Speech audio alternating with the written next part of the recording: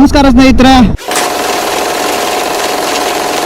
ಮತ್ತೊಂದು ವಿಡಿಯೋಗೆ ಸ್ವಾಗತ. ಕಾರಲ್ಲಿ ಬರ್ಬೇಕಾದ್ರೆ ಕಾರ್ ಮಾತ್ರ ಬಿಟ್ಟಿರೋದು ಒಳ್ಳೇದು, ಟೂ ವೀಲರ್ ಅಲ್ಲಿ ಬರ್ಬೇಕಾದ್ರೆ ಟೂ ವೀಲರ್ ಬಿಟ್ಟಿದ್ರೆ ಒಳ್ಳೇದು. ಎಷ್ಟು ನೀಟಾಗಿ ಪಾರ್ಟ್ಸ್ ಗಳನ್ನ ಜೋಡಿಸಿಟ್ಟಿದ್ದಾರೆ ಅಂದ್ರೆ, ಇಲ್ಲಿ ಹನುಮಂತು ಪಲಾವ್ ಅಂತ ಸುತ್ತಮುತ್ತಲು ಎಲ್ಲಾ ಕಡೆನೂ ಇದೆ. ಮೈಸೂರಿಗೆ ಎಂಟ್ರಿ ಆಗಿದ್ದಾಯ್ತು. ಮೊದ್ಲಿಗೆ ಒಂದು ನ್ಯೂಸ್ ಪೇಪರ್ ಹಾಕ್ತಾರೆ, ಲಕ್ಸುರಿ ಕಾರ್ಸ್ ಗಳು. ಇದೊಂಥರ ಲಕ್ಸುರಿ ಕಾರ್ ಅನ್ಸುತ್ತೆ. ರೋಡ್ ಅಲ್ಲೆಲ್ಲ ಬರೀ ಕಪಲ್ಸ್ ಗಳೇ. ತುಂಬಾ ಇಷ್ಟ ಆಗಿದ್ದು ಪರ್ ಎಂಟ್ರಿ ಪರ್ಸನ್ಗೆ 50 ರೂಪೀಸ್ ಇದೆ. ರೀಸೆಂಟ್ ಆಗಿ ಒಂದು ಶೋರೂಮ್ ಇಂದು ಪ್ರಮೋಷನ್ ಗೆ ಕಾಲ್ ಬರುತ್ತೆ. ಒಟ್ಟಾರಾಗಿ ಹೇಳ್ಬೇಕಂದ್ರೆ ನನಗೆ ಇಷ್ಟ ಆಗಿರೋ ವಸ್ತುಗಳೆಲ್ಲ ಇಲ್ಲೇ ಇದಾವೆ. ರಾಯಲ್ ಎನ್ಫೀಲ್ಡ್ ಅವರ ಎಕ್ಸ್ಪ್ಲೋರರ್ ಫ್ರೇಮ್ ಎಲ್ಲ ವುಡ್ಡಿಂದಾನೇ ಮಾಡಿರೋದು. ಇನ್ನು ಹನುಮಂತು ಪಲಾವ್ ಅಲ್ಲಿ ಸಿಗೋ ಪಲಾವ್ ಬಗ್ಗೆ ಹೇಳ್ಬೇಕು ಅಂದ್ರೆ, ಅವತ್ತಿಂದ ಇವತ್ತವರೆಗೂ ಫೋರ್ಡ್ ಲೋಗೋ ಸೇಮೇ ಇದೆಯಲ್ಲ.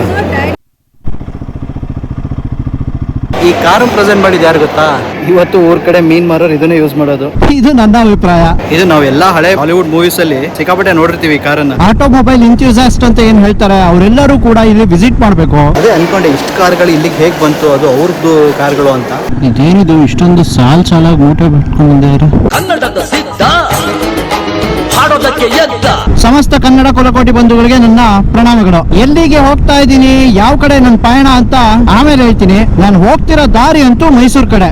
ನಾನು ಹೇಳಿದ್ರಲ್ಲೇ ನಾನು ಹೋಗೋ ಜಾಗದ ಹೆಸರು ಹೇಳ್ಬಿಟ್ನಾ ಅಂತ. ಎಲ್ಲಿಗೆ ಪಯಣ? ಹೌದು, ನಾನ್ ಹೋಗ್ತಾ ಇರೋದು ಪಯಣ ಮ್ಯೂಸಿಯಂಗೆ. ಅದೇ ಕಾರ್ ಮ್ಯೂಸಿಯಂ ಇದೆಯಲ್ಲ, ಅಲ್ಲಿಗೆ. ತುಂಬಾ ದಿವಸದಿಂದ ಹೋಗ್ಬೇಕು ಅಂತ ಅನ್ಕೊಂಡಿದ್ದೆ, ಕಾರಣಾಂತರಗಳಿಂದ ಹೋಗಕ್ತಿರ್ಲಿಲ್ಲ. ಇವತ್ತು ಆ ಕಾಲ ಕೂಡ ಬಂದಿದೆ, ಅದಕ್ಕೆ ಹೋಗ್ತಾ ಇದ್ದೀನಿ. ಫೈನಲಿ ಪಯಣಗೆ ಬಂದ್ವಿ. ಜನ ಜಾತ್ರೆ ಇದೆ. ನಿಲ್ಸಿರೋದು ಕಾರ್ಗಳೆಲ್ಲ ನೋಡಿದ್ರೆ ಸಿಕ್ಕಾಪಟ್ಟೆ ಇದೆ.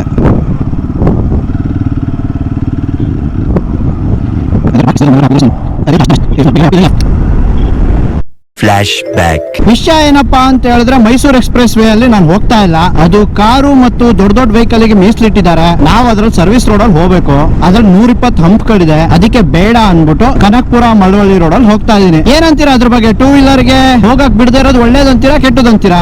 ನನ್ನ ಅಭಿಪ್ರಾಯ ಕೇಳೋದಾದ್ರೆ, ಕಾರಲ್ಲಿ ಬರ್ಬೇಕಾದ್ರೆ ಕಾರ್ ಮಾತ್ರ ಬಿಟ್ಟಿರೋದು ಒಳ್ಳೇದು, ಟೂ ವೀಲರ್ ಅಲ್ಲಿ ಬರ್ಬೇಕಾದ್ರೆ ಟೂ ವೀಲರ್ ಬಿಟ್ಟಿದ್ರೆ ಒಳ್ಳೇದು. ಇದು ನನ್ನ ಅಭಿಪ್ರಾಯ.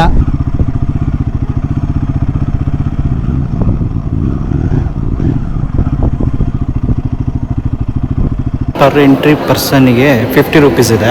ತುಂಬಾ ವರ್ತ್, ಸಿಕ್ಕಾಪಟ್ಟೆ ಜಾಸ್ತಿ ಏನಿಲ್ಲ. 50 ರೂಪೀಸ್ ಎಲ್ಲೆಲ್ಲೋ ಕಳ್ಕೊಂತೀವಂತೆ, ಇದು ಓಕೆ. ಒಂದು ಕಾಲದಲ್ಲಿ ಹೆರಾಲ್ಡ್ ಕಾರ್ ಅಂದ್ರೆ ಸಿಕ್ಕಾಪಟ್ಟೆ ಫೇಮಸ್. ಈ ಕಾರನ್ನು ಯೂಸ್ ಮಾಡ್ತಾ ಇದ್ದಿದ್ದು ವೀರೇಂದ್ರ ಹೆಗಡೆ ಅವರು. ಅದು ಅವ್ರ ಕಾಲೇಜ್ ಲೈಫಲ್ಲಿ ಯೂಸ್ ಮಾಡ್ತಾ ಇದ್ದಿದ್ದಂತೆ. ಓವರ್ ಆಲ್ ವ್ಯೂ ಹೀಗೆ ಕಾಣುತ್ತೆ ನಿಮಗೆ.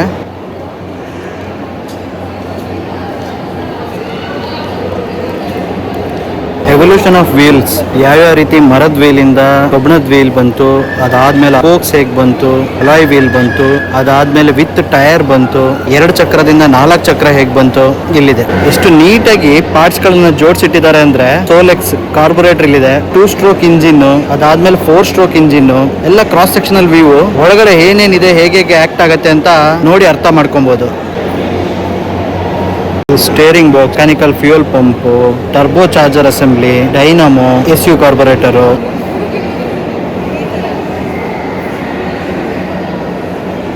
ಶನಿವಾರ ಭಾನುವಾರ ವೀಕೆಂಡ್ ಬಂತು ಅಂದ್ರೆ ಈ ಕನಕಪುರ ರೋಡ್ ಅಲ್ಲೆಲ್ಲ ಬರೀ ಕಪಲ್ಸ್ ಗಳೇ. ಬೈಕ್ ಹಾಕೋ, ಹಿಂಗಡೆ ಕೂರ್ಸ್ಕೋ, ಹೋಗು.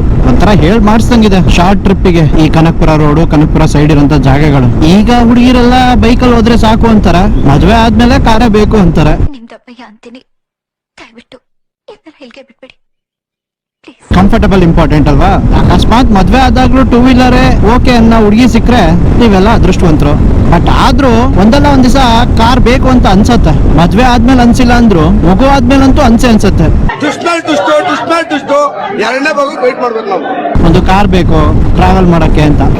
1925 ಫಿಯಟ್ ಇದು. 1931 ಮಾಡಲು Fiat car. 29 Buick series 50 super 8. ನೋಡೋಕೆ ಮಾತ್ರ ಲಕ್ಸುರಿ ಆಗಿದೆ. ಇಂಜಿನ್ ಕಂಪಾರ್ಟ್ಮೆಂಟ್ ಸಿಂಗಲ್ BHK ಮನೆ ಇದ್ದಂಗಿದೆ. ಅವಾಗೆಲ್ಲ ಪ್ರೆಸಿಡೆಂಟ್ ಕಾರ್ ಅಂತಿದ್ರು, ಇವೇ ಪ್ರೆಸಿಡೆಂಟ್ ಕಾರು. ಮೋಸ್ಟ್ಲಿ ಇದು ಅವಾಗಿನ ಕಾಲಕ್ಕೆ ಐಷಾರಾಮಿ ಕಾರ್ ಅನ್ಸುತ್ತೆ.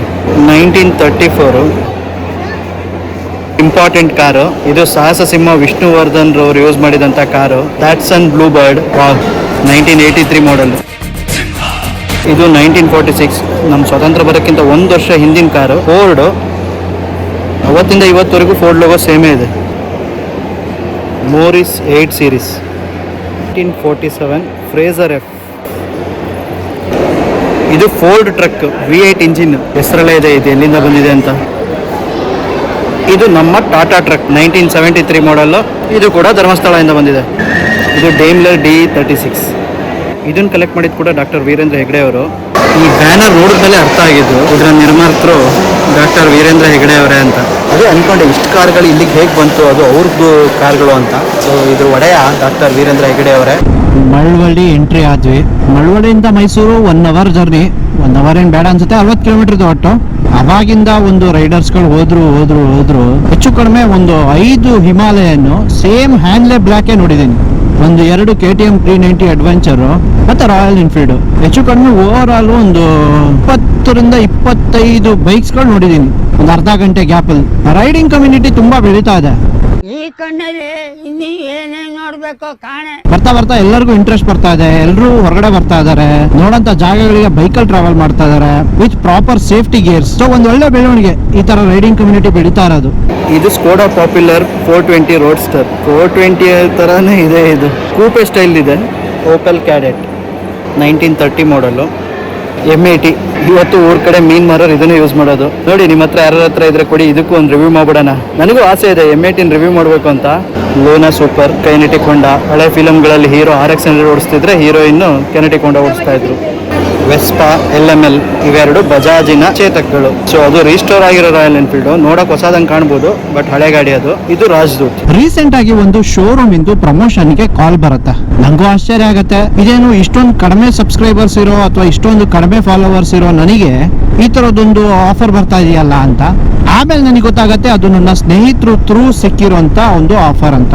ನನ್ನ ಸ್ನೇಹಿತರು ಮತ್ತೆ ಅದಕ್ಕೆ ಸಂಬಂಧಪಟ್ಟ ಒಬ್ರು ಮ್ಯಾನೇಜರ್ ಕಾನ್ ಕಾಲ್ ಅಲ್ಲಿ ಮಾತಾಡ್ತೀವಿ. ಅವ್ರಿಗೆ ಬೇಕಾದಂತ ಡೀಟೇಲ್ಸ್ ಗಳನ್ನು ಹೇಳ್ತಾರೆ. ಒಂದು ಪ್ರಪೋಸಲ್ ಅನ್ನು ಕೂಡ ಕಳಿಸ್ಕೊಡಿ ಅಂತ ಆ ಮ್ಯಾನೇಜರ್ ಹೇಳ್ತಾರೆ. ನಾನು ಸರಿ ಅಂತ ಹೇಳ್ಬಿಟ್ಟು ಡೀಟೇಲ್ಸ್ ಎಲ್ಲ ಇಟ್ಕೊಂಡು ಒಂದು ಪ್ರಪೋಸಲ್ ಅನ್ನು ಕಳ್ಸಿಕೊಡ್ತೀನಿ.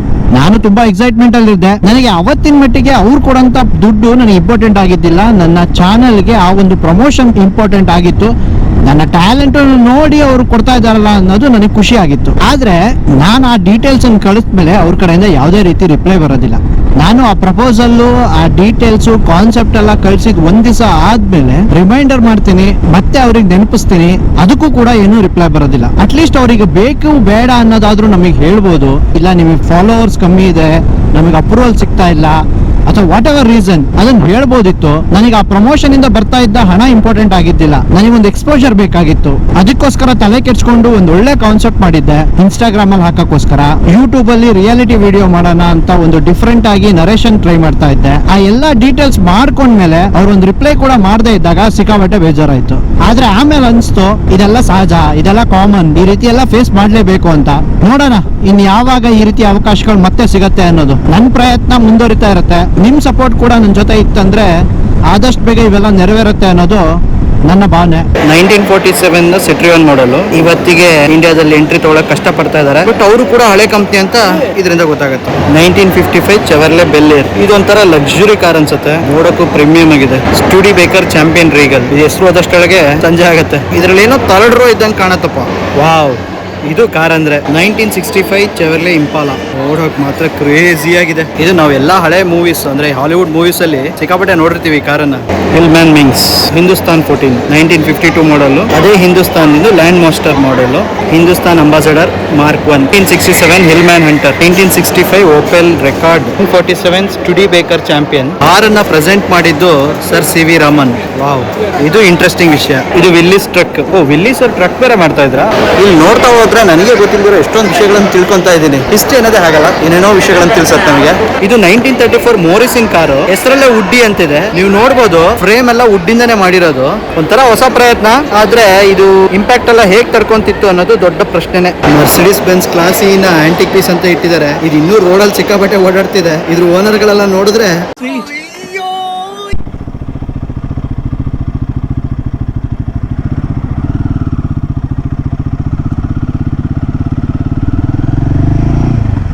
ಇದೇನಿದು ಇಷ್ಟೊಂದು ಸಾಲಾಗಿ ಊಟ ಬಿಟ್ಕೊಂಡಿದ್ದಾರೆ.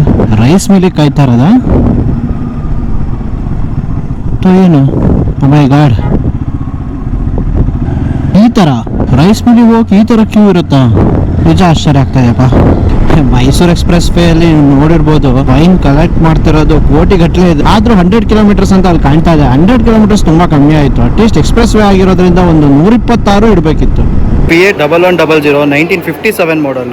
62 Fiat 1100 ಸೆಲೆಕ್ಟ್. ನೀವು ಕೂಡ ಕಂಡುಹಿಡಿಬಹುದು ಇದ್ರದ್ದು ಕಾಮನ್ ನೇಮ್ ಏನು ಅಂತ. ಗೊತ್ತಾಗಿಲ್ಲ?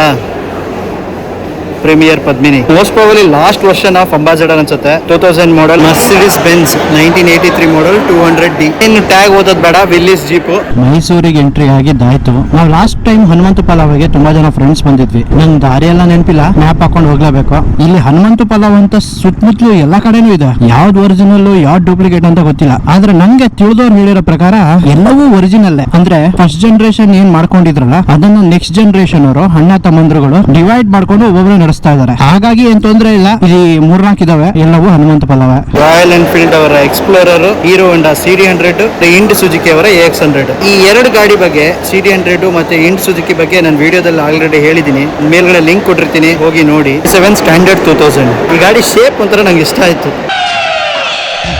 Left hand drive, Cadillac Fleetwood. So 91 Contessa classic 1.8 GL. ಈ ಕಾರು ಚಿಕ್ಕ ವಯಸ್ಸಲ್ಲಿ ನೋಡ್ತಾ ಇದ್ರೆ ನಾವು DC ಕಾರ್ ಅಂತ ಹೇಳ್ತಾ ಇದ್ವಿ. ಕಾರ್ಗಳಲ್ಲದೆ ಹಳೆ ಕಾಲದ ಟೈಪ್ ರೈಟರು, ಗ್ರಾಮಾಫೋನು ಎಲ್ಲಾ ತರದನ್ನು ಸಂರಕ್ಷಿಸಿ ಇಲ್ಲಿಟ್ಟಿದ್ದಾರೆ.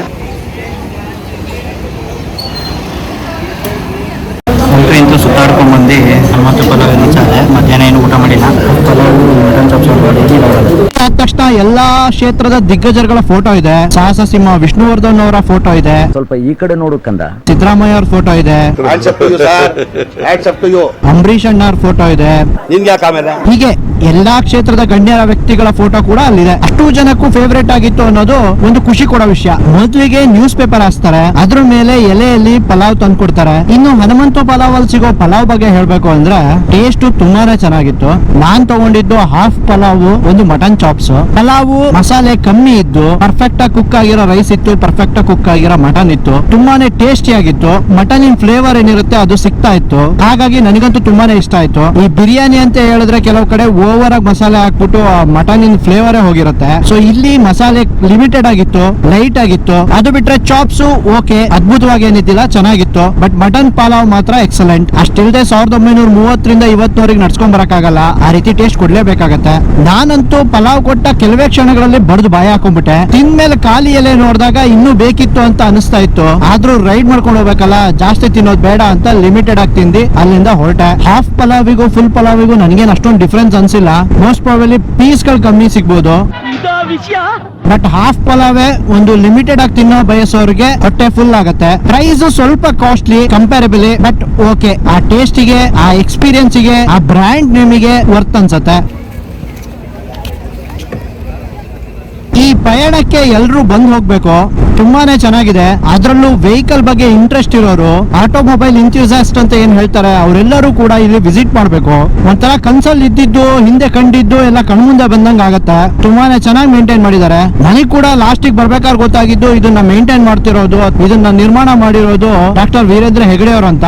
ಅವರಿಗಿದ್ದ ಕಾರ್ ಕ್ರೇಜ್ ನಿಮ್ಗೆಲ್ಲರಿಗೂ ಗೊತ್ತಿರುತ್ತೆ. ಧರ್ಮಸ್ಥಳದಲ್ಲಿ ಕೂಡ ಒಂದು ಕಾರ್ ಮ್ಯೂಸಿಯಂ ಇದೆ. ಸೊ 50 ರೂಪಾಯಿ ಕೊಟ್ಟಿರೋದಕ್ಕೆ ಫುಲ್ ಪೈಸಾ ವಸೂಲು. ಮಕ್ಕಳು, ಫ್ಯಾಮಿಲಿ ಎಲ್ಲರೂ ಕರ್ಕೊಂಡ್ ಬರ್ಬೋದು ಅಂತ ಒಳ್ಳೆ ಜಾಗ.